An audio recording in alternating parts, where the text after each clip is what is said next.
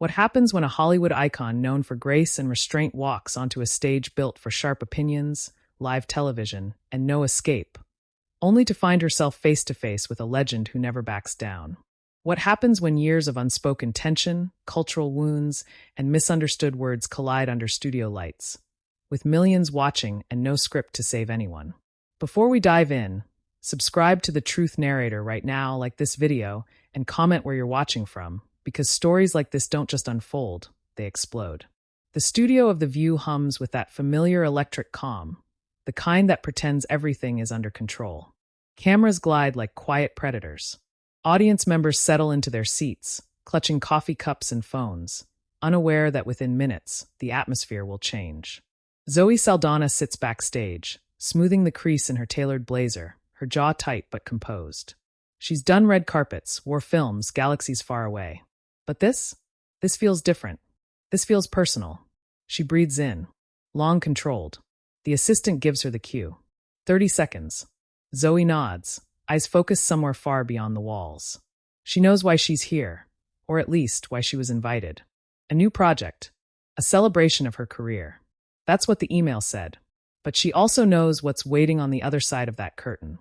Whoopi Goldberg, a name that carries history. Wait, opinions that don't bend for anyone. The applause swells as Zoe walks out, warm, loud, welcoming. She smiles, the practiced kind, the kind that hides nerves and sharp thoughts behind charm. She greets the hosts, hugs are exchanged. When she reaches Whoopi, there's a beat, just half a second too long. Whoopi smiles, but her eyes don't. Not yet. They sit. The opening banter flows easily at first. Laughter. A joke about the weather. A comment about Zoe's schedule. The audience relaxes. This feels safe. Normal. But beneath the table, Zoe's foot taps once, twice. She's waiting. She knows the turn is coming. It always does. Whoopi leans back in her chair, fingers steepled, voice calm but deliberate. Zoe, you've played some powerful roles over the years. Characters tied deeply to identity, to culture. And I want to ask you something, not as an attack, but as a conversation. Zoe turns toward her, nodding slowly. Of course. The room tightens. Even the audience seems to lean in. There's been criticism, Whoopi continues, eyes locked, that some of those roles, especially ones rooted in real historical pain, were approached without fully honoring the people they represented. Do you think Hollywood sometimes asks you to step into spaces that aren't fully yours? A murmur ripples through the crowd. Zoe's smile fades, not dramatically but noticeably. She inhales, her voice measured when she speaks. I think Hollywood asks many of us to carry stories that are complicated. And I don't take that lightly. Ever. Whoopi raises an eyebrow. But do you listen when people say, "This hurt us"? Silence. Thick. Heavy. Zoe shifts in her seat. I listen, but I also believe in growth. In learning. In not being frozen by fear of making mistakes. Whoopi's tone sharpens just a notch. Mistakes are one thing. Repeating patterns is another. The audience reacts now, some applause, some gasps. A producer off-camera stiffens. This isn't on the rundown. Zoe turns fully toward Whoopi, her composure still intact, but something flickers behind her eyes. With respect, Whoopi, I've owned my past decisions. Publicly. Privately. But I won't accept the idea that my intentions were careless or dismissive. Whoopi leans forward. Intent doesn't erase impact. That lands. For a moment, no one speaks. The co-hosts glance at each other, unsure whether to jump in or let it ride. The cameras zoom just a little closer. Zoe swallows. When she speaks again, her voice carries a quiet steel. And impact doesn't mean I should be silenced forever. A few audience members clap. Others sit frozen. Whoopi exhales through her nose, a sound somewhere between a laugh and a sigh. No one's silencing you, Zoe. You're here. You're talking. But accountability isn't a phase. It's ongoing. Zoe nods slowly. Then let's talk about accountability across the board. About who gets second chances. About who gets forgiven and who doesn't. Now the energy shifts. This is no longer a question. It's a challenge. Whoopi's eyes narrow, not in anger, but focus. Are you saying criticism is unfair? I'm saying it's selective, Zoe replies. Her voice trembles just slightly, not with fear, but emotion. And it's exhausting to carry the weight of entire histories on your back while others walk free. The audience reacts louder now. Applause breaks out, mixed with uneasy murmurs. A co-host tries to interject, but Whoopi lifts a hand, gently stopping her. Zoe, Whoopi says, softer now. This isn't about punishment. It's about responsibility. Zoe meets her gaze. Then let's share it. The words hang in the air, vibrating. Somewhere backstage, a producer whispers, "We're off script." Another responds, "Let it run." Zoe's hands rest clenched in her lap. Years of interviews flash through her mind. Safe answers, polished smiles, moments where she swallowed words to keep the peace. Not today. The lights feel hotter. The audience closer. She can feel her heart pounding, but she doesn't look away. Whoopi leans back again, studying her. For the first time, there's something like respect in her expression, but also resolve. This conversation, Whoopi says slowly, is bigger than both of us. Zoe nods. Exactly. The applause swells again, louder this time, uncertain but undeniable. The show cuts to commercial moments later, but the tension doesn't fade. It lingers. In the air. In the audience. In the millions of living rooms watching at home. Because everyone can feel it now. This wasn't just an interview. It was the beginning of something much bigger. The red light above the camera blinks off as the show slips into commercial, but no one exhales. Not really. The applause fades into an uneasy rustle, whispers darting across the studio like sparks. Zoe Saldana remains seated, shoulders squared, eyes fixed ahead. Whoopi Goldberg doesn't move either. She stares at the cue cards on the table as if they suddenly contain answers neither of them expected to need. The co-hosts shift in their chairs. One clears her throat. Another takes a sip of water that does nothing to calm her shaking hand. Off camera, a producer's voice murmurs urgently, but the words blur into noise. The tension between Zoe and Whoopi has weight now. Substance. It presses down on the room. Zoe finally breaks the silence, not looking at Whoopi, her voice low. "I didn't come here to fight." Whoopi turns to her slowly. "Neither did I." Their eyes meet again. This time, there's no performance in it. No audience awareness. Just two women who have survived decades in an industry that rewards silence and punishes resistance. But, Whoopi adds, "I'm not going to pretend discomfort means we should stop talking." Zoe nods once. "Neither am I." The producer steps closer, whispering, "We're back in 10. The words land like a countdown to impact. Zoe closes her eyes for a brief second. Inside, her thoughts race. Every headline she's read, every opinion piece dissecting her choices, every moment she wondered whether explaining herself was worth the cost. She opens her eyes again, steadier now. Resolved. The red light snaps back on. "And we're back," a co-host says brightly, her voice just a touch too high. This is clearly an important conversation. The audience applauds, hesitant but engaged. Whoopi doesn't waste time easing back in. "Zoe, earlier you said something that stuck with me. About selective accountability." Zoe turns toward her. "Because it's real." "Then explain it," Whoopi says. "Explain what you mean." Zoe draws a breath. "I mean that some of us are expected to be perfect representatives of entire communities, while others are allowed to be just artists. Human. Flawed." A ripple moves through the audience. Heads nod. A few hands clap. Whoopi tilts her head. "And you think you're held to a different standard?" "I know I am," Zoe replies, her voice stronger now. "Because I live at the intersection of visibility and expectation. And when I stumble, it's never just about me." Whoopi's fingers tap lightly on the table. "But you understand why people are sensitive." "I do," Zoe says quickly. "I really do. Sensitivity comes from pain. From history. I respect that. What hurts is when that sensitivity becomes a weapon instead of a bridge. That lands harder than anything before it." The co-hosts glance toward Whoopi, waiting. The audience holds its breath. Whoopi leans forward again, elbows on the table. "You think people are attacking you?" "I think people are projecting onto me," Zoe says. Her voice cracks just a little, enough to make it human. "And I'm standing there trying to hold it all without dropping anything." A murmur of empathy rolls through the crowd. Whoopi studies her carefully. "You know," she says slowly, "I've been in this business a long time. I've been loved. I've been hated. Sometimes in the same breath." Zoe nods. "That's why this matters to me.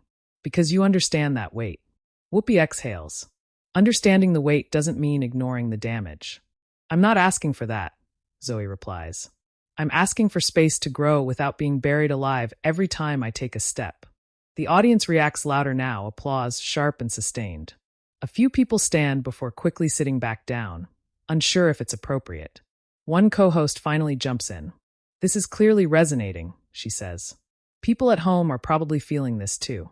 Whoopi glances sideways at her, then back to Zoe. Growth requires listening, even when it hurts. Zoe meets her gaze. And listening requires trust, that the listener won't twist your words into a noose. That word, noose, hangs in the air, heavy with implication. A gasp ripples through the audience. Somewhere off stage, a producer mutters, careful. Whoopi's face hardens, not in anger but gravity. Words matter, Zoe. They do, Zoe says softly. That's why I choose mine carefully. A long pause stretches between them. The cameras capture every micro-expression, the tightening jaw, the flicker of emotion in Zoe's eyes, the measured stillness in Whoopi's posture. Then Whoopi speaks, quieter now. Do you regret any of it? Zoe doesn't answer immediately. She looks out toward the audience, then back at Whoopi. I regret the pain. I don't regret trying. The room seems to release a breath it didn't know it was holding. Whoopi nods once. That's honest. The applause this time is different. Less explosive. More thoughtful. But, Whoopi continues, honesty doesn't end the conversation. No, Zoe agrees. It begins it. The co-hosts exchange looks. This is no longer something they can steer. It's unfolding on its own terms. Whoopi sits back, folding her arms. You're asking for grace. I'm asking for fairness, Zoe says. Grace implies I've sinned beyond redemption. Whoopi's lips press together. Fairness isn't always equal. No, Zoe replies. But it should be humane. Another wave of applause. Louder now. Divided but undeniable. Whoopi looks out at the audience, then back at Zoe. You're strong, she says. I'll give you that. Zoe allows herself a small, sad smile. I had to be. The clock ticks down toward another break. The energy in the room is no longer just tense, it's charged. Viewers at home are leaning forward, phones in hand, already typing, already choosing sides. As the show cuts away again, the camera lingers just a second longer than usual on Zoe's face. Determined, vulnerable, unyielding, and on Whoopi's thoughtful, guarded, but engaged. Because this confrontation isn't cooling down. It's deepening. The music fades in and out again, but this time it barely registers. The studio feels smaller now, like the walls have crept closer during the break. The audience shifts in their seats, no longer passive observers, but participants pulled into the gravity of what's unfolding. Zoe Saldana sits upright, hands folded, breathing slow and deliberate. Across from her, Whoopi Goldberg stares ahead, lips pressed together, as if weighing not just her next words, but the consequences of them. The red light snaps on once more. We're back, the co-host says, her voice steadier now, though her eyes betray her nerves. This conversation has clearly struck a nerve. Whoopi nods slightly, then turns to Zoe without preamble. I want to push this further, she says. Because what you're talking about, fairness, growth, humanity, it sounds good. But for people watching who've been hurt, it can sound like deflection. Zoe doesn't flinch. I know, she says. And that's the hardest part. Because if I defend myself, I'm accused of deflecting. If I stay silent, I'm accused of indifference. The audience murmurs in recognition. This is a feeling many know too well. Whoopi lifts a hand. Let me ask you something directly. When the backlash hit you hardest, what did you feel first? Anger, fear, or regret? Zoe blinks. The question cuts deeper than the others. She swallows. Shame, she says quietly. The word lands like a dropped glass. I felt ashamed, Zoe continues, her voice trembling now despite her effort to steady it. Not because I thought I was evil or malicious, but because I realized how easily people could believe that about me. A hush falls over the room. Whoopi's expression shifts. Something in her softens, though her posture remains firm. Shame can be clarifying, she says. Or it can be paralyzing. It was both, Zoe admits. At first, I wanted to disappear. I stopped taking calls. I questioned my place in this industry. I wondered if everything I'd built could be erased by one narrative. The audience listens, rapt. Even the co-hosts are silent now. But then, Zoe goes on, I got angry. Not at the people who were hurt, but at a system that turns complex humans into symbols and then burns them down for sport. A few sharp claps break out. Someone in the audience whispers, yes. Whoopi leans forward. You're talking about spectacle. Yes, Zoe says, meeting her gaze. And I'm sitting in the middle of one right now. The air crackles. A co-host inhales sharply, but says nothing.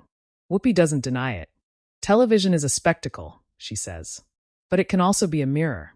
Then let's be honest about what it reflects, Zoe replies. Because I don't think people just want accountability anymore. I think some want blood. A collective gasp ripples through the audience. The word blood feels dangerous. Final. Whoopi's jaw tightens. Careful, she warns. That's a serious accusation.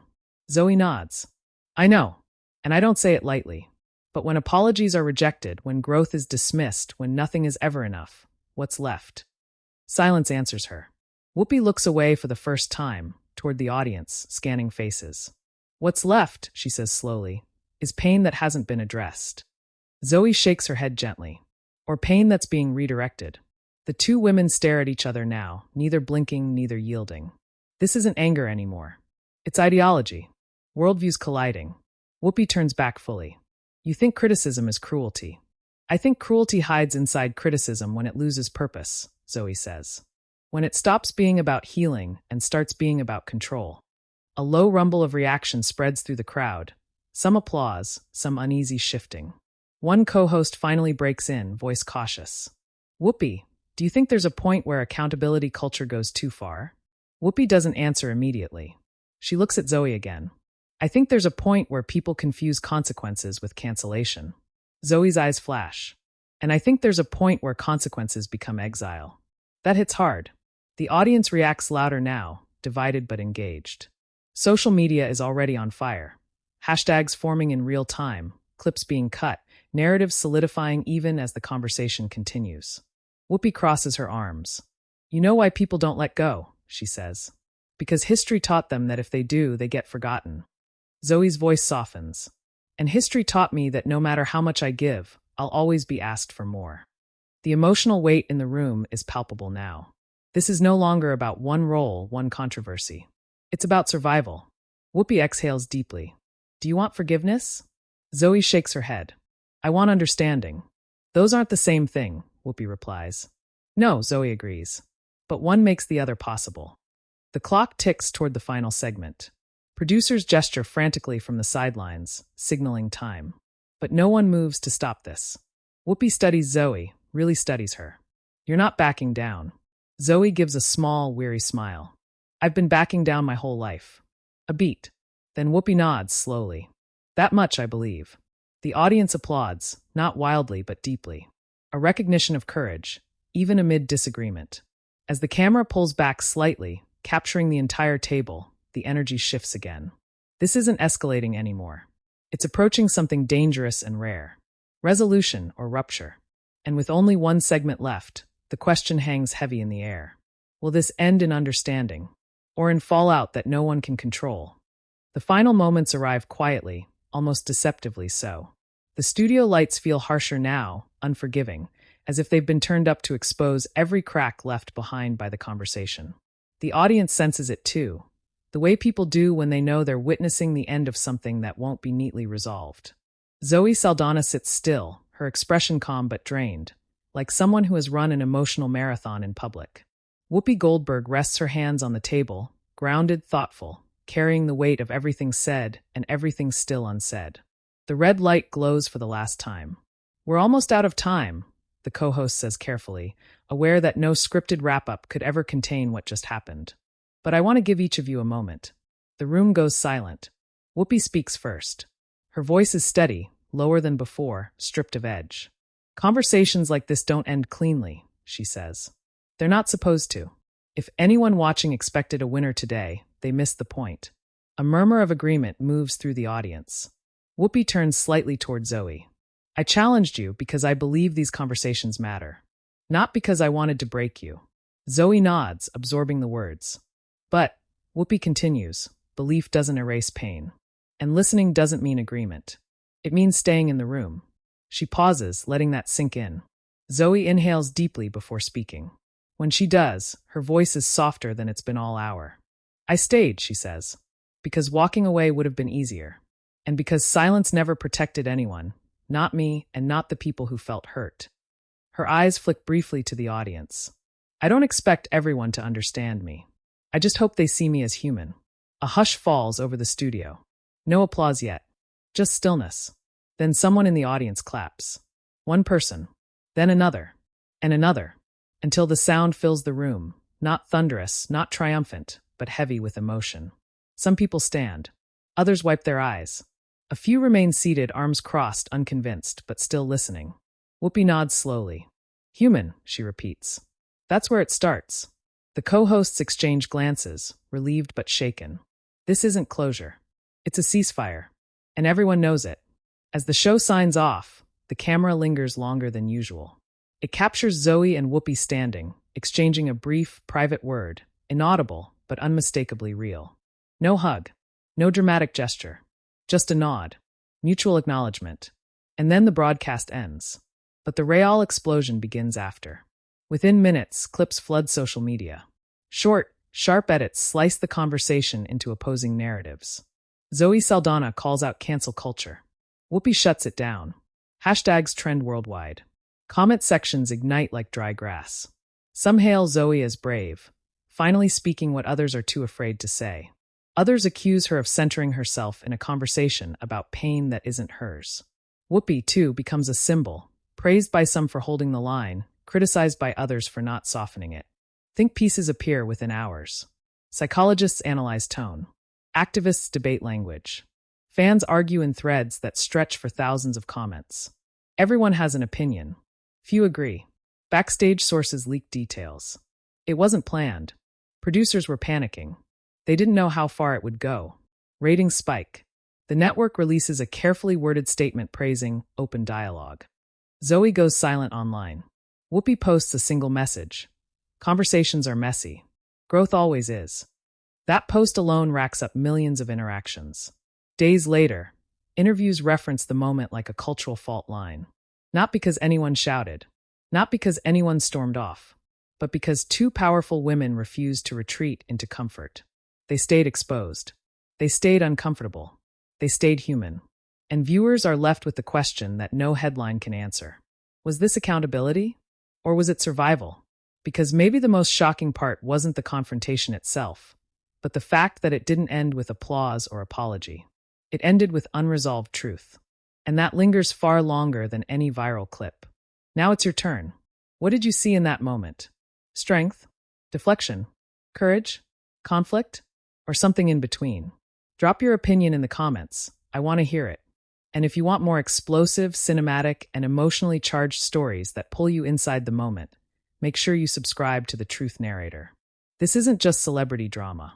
It's the stories behind the spotlight. And they're only getting louder.